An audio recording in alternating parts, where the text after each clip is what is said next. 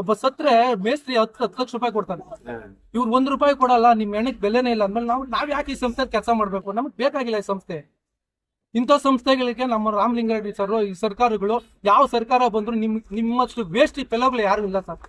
ನೀವು ಏನನ್ನ ತಿಳ್ಕೊಳ್ಳಿ, ನಿಮ್ಮಷ್ಟು ವೇಸ್ಟ್ ಫೆಲೋಗಳು ಯಾರು ಇಲ್ಲ. ನಮ್ಮಂತ ಡ್ರೈವರ್ ಎಷ್ಟೋ ಜನ ಹಿಂಗೆ ಹಾಳಾಗಿ ಹೋಗ್ಬಿಟ್ಟಿದ್ದಾರೆ. ಸಾಯಿರಿ ರೋಡಲ್ಲಿ ₹1 ಕೊಡಲ್ಲ ಅಂತಾರೆ. ನಾನು ಡಿಗ್ನಿ ಡಿಪೋದಲ್ಲಿ ನಾನು ಡ್ರೈವರ್ ಆಗಿ ಕೆಲಸ ಮಾಡ್ತಿದ್ದೆ. ಪ್ಲಸ್ ಆನೇಕಲ್ ಕ್ಷೇತ್ರಕ್ಕೆ ಸ್ನೇಹಜೀವಿ ಚಾಲಕರ ಯೂನಿಯನ್ ಅಧ್ಯಕ್ಷನಾಗಿದ್ದೀನಿ. ನಮ್ಮ ಸ್ನೇಹಿತರು ನಮ್ಮ ಜೊತೆ ಕೆಲಸ ಮಾಡ್ತಾ ಇದ್ದವನು ನಿನ್ನೆ ಟ್ರೆಸ್ ಮುಖಾಂತರ ನಮ್ಮ ಪ್ರೆಷರ್ ಕೊಟ್ಟು ನಮ್ಮ ಡ್ರೈವರ್ಗೆ ಡ್ಯೂಟಿ ಕಳ್ಸಿದ್ದಾರೆ. ಅವನು ಆ ಟ್ರೆಸ್ ಮುಖಾಂತರ ಅವನು ಸತ್ತಿದ್ದಾನೆ, ಏನೋ ಹಾರ್ಟ್ ಅಟ್ಯಾಕ್ ಆಗಿ ಸತ್ತಿದ್ದಾನೆ.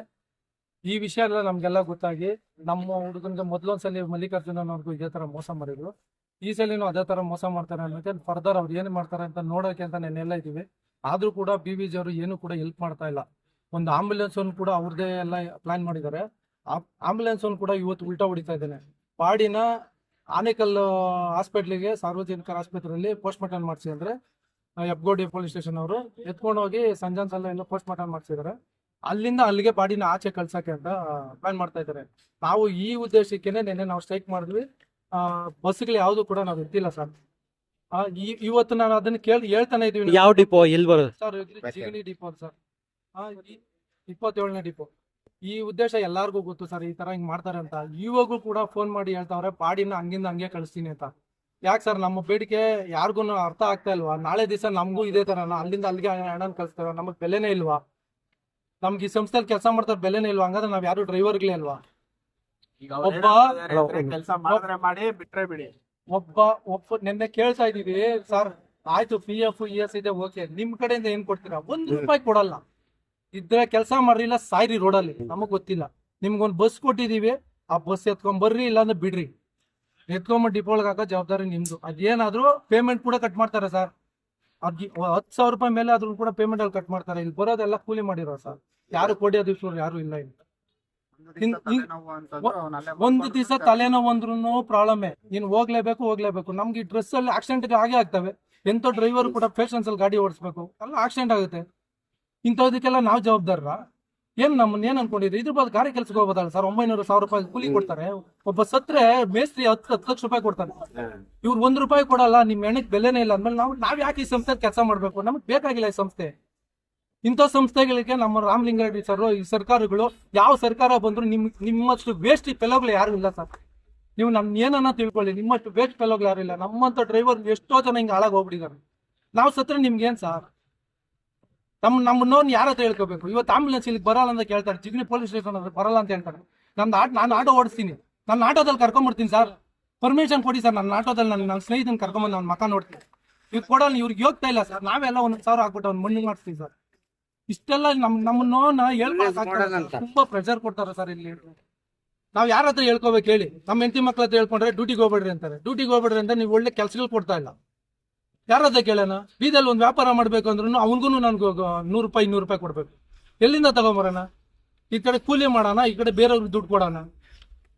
ಎಲ್ಲಾ ರೇಟು ಜಾಸ್ತಿ ಮಾಡ್ತಾ ಇದಾರ. ರೇಟ್ ಬಿಡಿ, ನಮ್ದು ಯಾವತ್ತಿದ್ರು ನಿಮ್ಗೆ ಸೇವೆಗೆ ದೊಡ್ಡದಾಗಿ ಎಲ್ಲಾರು ಬಿಚ್ಕೋತಾರೆ.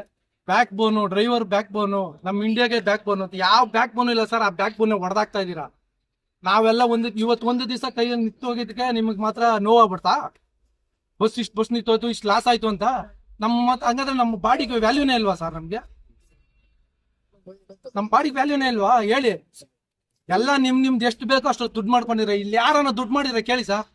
ನಮ್ಮ ಬಸ್ಸಲ್ಲಿ ಪ್ರತಿದಿನ ಟ್ರಾವೆಲ್ ಮಾಡ್ತಾರೆ 300-400 ಜನ ಟ್ರಾವೆಲ್ ಮಾಡ್ತಾರೆ. ನಾನು ಮಿನಿಮಮ್ ಹೇಳ್ತಾರೆ ಕೆಪಾಸಿಟಿನೇ ಇಲ್ಲ, ಅದಕ್ಕಿಂತ ಕೆಪಾಸಿಟಿ ಸಮೇತ ಲೋಡ್ ಮಾಡ್ತೀವಿ. ಕಂಡಕ್ಟರ್ ಸಮೇತ ಇರ್ತಾರೆ ಸರ್. ಯಾರ್ಗಾನ ಏನೇನು ಹೆಚ್ಚು ಕಡಿಮೆ ಆಯ್ತು ಅಂದ್ರೆ, ಹುಕ್ಕುಕಟ್ಟು ಏನೇನು ಹಾರ್ಟ್ ಅಟ್ಯಾಕ್ ಆಯ್ತು ಅಂದ್ರೂ ಕೂಡ ಒಂದು ರೆಸ್ಪಾನ್ಸ್ ತಗೊಳ್ಳಲ್ಲ. ತಗೊಳ್ದಿರೋರು ಒಂದು ಕ್ಯಾಮ್ರಾ ಓಪನ್ ಮಾಡಿ ನಮ್ಗೆ ತೋರ್ಸಲ್ಲ. ಏನ್ ಆಗಿದೆ ಅಂತ ಗೊತ್ತಿಲ್ಲ. ನಾನು ಇವತ್ತು ಮಾತಾಡ್ತಾ ಇದ್ದೀನಿ, ನಾನೇ ಟಾರ್ಗೆಟ್. ನಾಳೆ ನಾನು ಏನ್ ಮಾಡ್ಬೇಕು ಗೊತ್ತು. ನಾನು ಇವತ್ತು ಮಾತಾಡ್ತಾ ಇದ್ದೀನಿ, ನನಗೆ ನೋವಾಗುತ್ತೆ ಸರ್. ನನಗೂ ಏನೋ ಒಂದು ಆಸ್ತಿ ಪಾಸ್ತಿ ಇಲ್ಲ, ಇದನ್ನ ನಂಬ್ಕೊಂಡು ನಾವು ಜೀವನ ಮಾಡ್ತಾ ಇರೋದು. ಏನೋ ನಮ್ಮ ಅಪ್ಪ ನಮ್ಮಮ್ಮ ಖುಷಿ ಪಡ್ತಾರೆ, ನಮ್ ಇಂಥ ಸಂಸ್ಥೆಯಲ್ಲಿ ಕೆಲಸ ಮಾಡ್ತಾರೆ ಅಂತ. ನಮಗೂ ಇವಾಗೂ ಅಭಿಮಾನ ಇದೆ. ನಾವು ಕೇಳಿದವ್ರಿಗೆ ಒಂದೇ, ಸರ್ ಇನ್ನೂ ನಿಮ್ ಸಂಸ್ಥೆ ಒಳ್ಳೇದೇ, ನಾವು ಇವತ್ತು ಕೆಲಸ ಮಾಡ್ತೀವಿ, ಏನ್ ಅವ್ರಿಗೆ ಫರ್ದರ್ ಕೊಡ್ತೀರಾ ಅಂತಾನೆ ಕೇಳಿದ್ವಿ. ನಿಮ್ಮ ಕಡೆಯಿಂದ ಕೊಡಲ್ಲ. ಸಾಯಿರಿ ರೋಡಲ್ಲಿ ₹1 ಕೊಡಲ್ಲ ಅಂತಾರೆ. ಏನ್ ಮಾಡ್ಬೇಕು ಹೇಳಿ ಸರ್?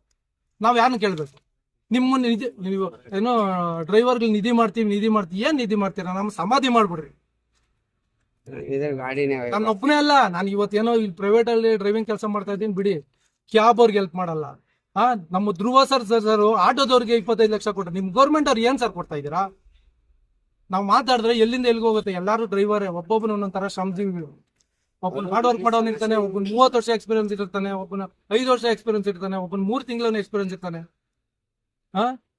ಇವ್ರು ಒಂದು ಆಟೋ ಓಡಿಸೋನ್ಗೆ ಡ್ಯೂಟಿ ಕೊಡ್ತಾರೆ, ಒಬ್ಬನ ಕ್ಯಾಬ್ ಓಡಿಸೋನ್ ಡ್ಯೂಟಿ ಕೊಡ್ತಾರೆ, ಟ್ರೈನಿಂಗ್ ಕೊಡ್ತಾರೆ. ಇಲ್ಲ ಅಂತ ನಾನು ಹೇಳ್ತಾ ಇಲ್ಲ. ಅದಕ್ಕೂ ಒಂದು ಟಾಟಾ ಸಂಸ್ಥೆ ಒಂದು ಒಳ್ಳೆ ಸಂಸ್ಥೆ ಇದೆ, ಅದನ್ನ ಉಳಿಸ್ಕೊಳಕ್ ಯೋಗ್ಯತೆ ಇಲ್ಲ ಅವ್ರಿಗೆ.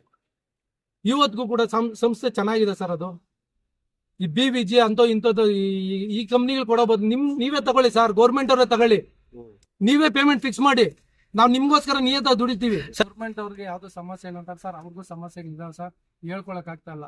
ಏನೋ ನಾವು ಸ್ಟ್ರೈಕ್ ಮಾಡ್ತೀವಿ ಅಂದ್ರೂ ಅವರಲ್ಲೂ ಒಗ್ಗಟ್ಟಿಲ್ಲದೆ ಎಸ್ಮಾ ಜಾರಿ ಮಾಡಿದ್ರು ಅವ್ರ ಕೇಸ್ ಕ್ಲಿಯರ್ ಮಾಡ್ಕೋತವ್ರೆ. ಅವ್ರವ್ರ ಬಾಧೆಗಳು ಅವ್ರವ್ರಿಗೆ ಇದೆ. ಏನು ಒಬ್ಬ ಕಂಡಕ್ಟರ್ಗೆ ಏನು ಸಾಮಾನ್ಯ ಇಲ್ಲ ಸರ್. ನಾವು ಮೊದಲು ಡೀಸೆಲ್ ಗಾಡಿಯವ್ರಿಗೆ ಅವ್ರಿಗೂ ತುಂಬಾ ತೊಂದರೆ ಇದೆ, ಇವತ್ತು ಕಂಡಕ್ಟರ್ಗೆ ತುಂಬಾ ತೊಂದರೆ ಇದೆ. ಇವಾಗ ಡೀಸೆಲ್ ಗಾಡಿಯವ್ರಿಗೆ ಇಂಥ ಬೇಸಿಗೆ ಕಾಲ ಬಂದ ಫೈಲ್ಸ್ ಬಂದ್ಬಿಡ್ತದೆ, ಗೊತ್ತಾ ಸರ್? ನಮಗೆ ಫೈಲ್ಸ್ ಬಂದ್ರು ಕೇಳಂಗಿಲ್ಲ.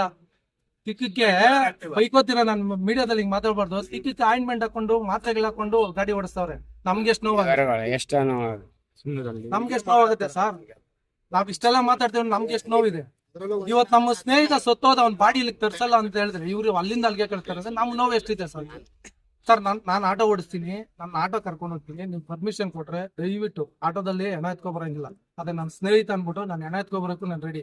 ಹಂಗಂತ ಅಂದ್ಮೇಲೆ ಈಗ ಆಂಬುಲೆನ್ಸ್ ಬರ್ತೀನಿ ಅಂತ ಹೇಳ್ತಾವ್ರೆ. ಫರ್ದರ್ ಇವ್ರೇ ನಾನು ತಂದು ಕೊಟ್ಟಿಲ್ಲ ಅಂದ್ರೆ ಇನ್ನೂ ಮುಂದಕ್ಕೆ ಉಗ್ರ ಹೋರಾಟ ಆಗುತ್ತೆ ಸರ್.